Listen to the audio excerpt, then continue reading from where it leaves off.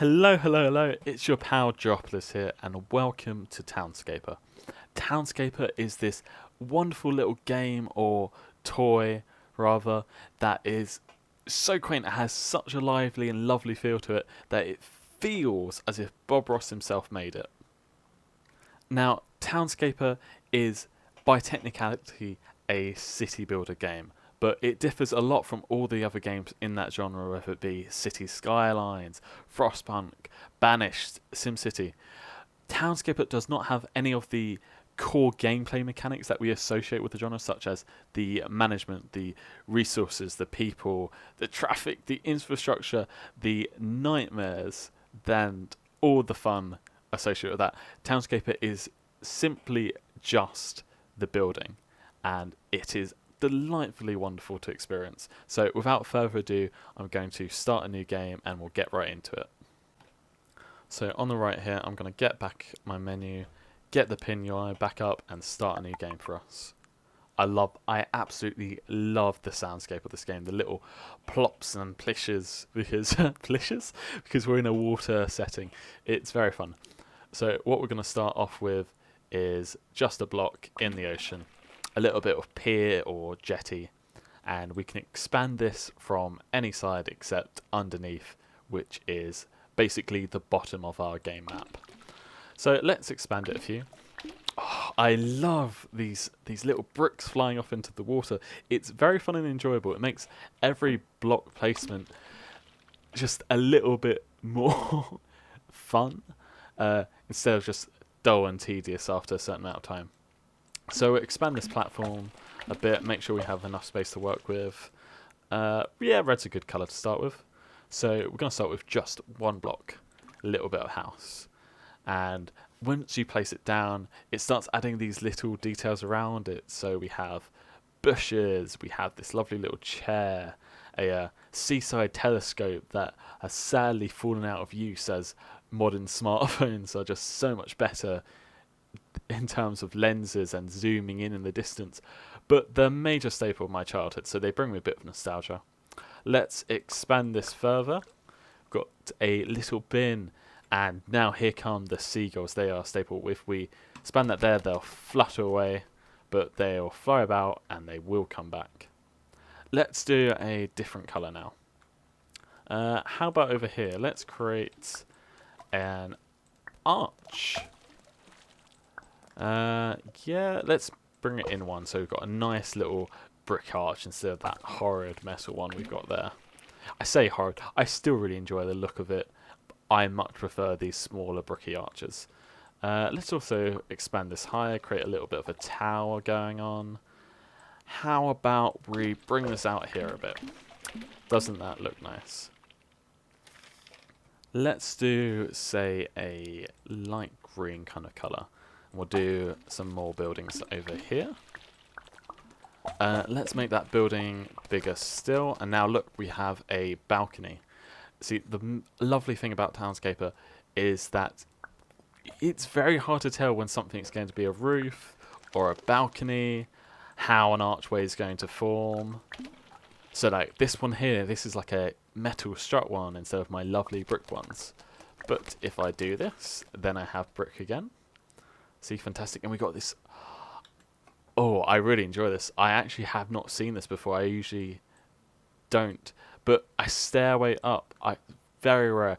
I've seen stairways down to the beach, and I've seen ladders down to the beach. I have not seen stairways between two different platforms. So even now, I'm very much still learning all the different things you can do with this game. Let's build that up. See, there we go. There are those stairways down to the beach, and we've got a nice little tower over here. I say little as I expand it to 5 stories. Let's go with a lovely brown, and we'll expand this way. And as you may have noticed, as we're building out, it's not in a straight line.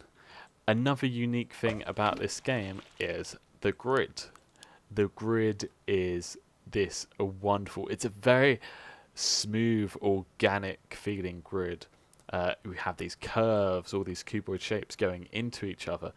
It's very fun seeing how your town curves in and out and just bends, and it feels much more organic and natural than some of the more traditional grids that are purely straight lines and look like something out of a child's math textbook.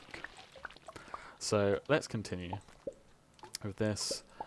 Yeah. Oh, look at that! I love the little look of that. Isn't that nice? Let's do another colour. Let's do an orange as we expand this way. I'm going to show you a couple little things you can do with this game, but I won't spoil it all because I really want you guys to get this and to experience yourself, and I hope that you even have as half as much fun as I'm having with it, because it is addicting. I got it the other day. I've already sunken over 3 hours in it. I literally lose track of the time playing this game. So I'm trying not to do that in this video and sort of rush through a bit to keep this this video length short. Yeah, so if we enclose any area with houses, they don't have to be the same colour. I'm just doing it. It creates a lovely grassy interior. I've seen people do it with different coloured houses. So if you do it like this and then change another to brick, let's actually bring this in a bit. Bring these up so it's not a balcony, and look at that. Now we've got this weird structure and we've got all these walls in between, and look how it merges together all the different colors. I just noticed that there's a little sort of alleyway in between right here with like brick walls and a tiny bit of fence. That is adorable.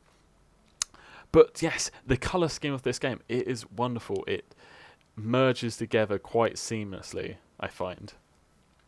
And as you see, the birds are fluttering about. Was that a butterfly?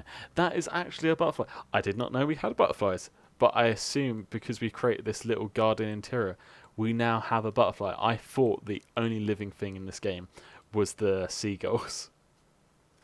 Now, at the moment, Townscaper is still an early access game, but that doesn't mean it's nowhere near finished. The developer has said that he thinks it's only going to take a few more months until it's fully polished, and I think it is pretty much perfect as is. So I can't wait to see if he wants to add anything else. Maybe he's going to add people or music. A soundtrack would be fun. Maybe a day and night cycle, some lights, something like that. You know, just a couple little extra touches I think would really benefit the game. But like I said, still think it looks great as is. There's no problems. Look, you got a little clothesline going across. I'm sorry, I love gushing about this. So this video hasn't so much been a review, but I would feel remiss if I didn't talk about, say, the price and what sort of things people have suggested for the game in the future, just so we can maybe get an idea as an audience at where it's going, what direction it's going to go in. The game's price is only, where did I write this down? £4.79, or if you're in the US, $6.28. It's the developer's passion project, and he said that he sort of released it to public to see where people want to take it themselves, what they want to add, enjoy. A lot of people have suggested, say, maybe a different grid system or just alterations, maybe an option to switch between it. I really like the grid system. I wouldn't mind if he made it so you could switch between, but I do like having this random grid system. I think it's very fun. It's very creative. It stops me falling into these weird old habits of straight lines and things, and I can flow much better, and it feels much more natural to me this way. I was reading some of the Steam reviews, and one of them I really loved, I actually had to make a note of it, was this is not a game, it's a Zen-like painting program disguised as a city builder, and I do think that is an almost perfect summary of this game. It's currently overwhelmingly positive on Steam, which is 100% well deserved, and I really hope you guys pick it up. I hope you enjoy it. This has been Joeopolis, and hope everyone has a good day. Bye bye now.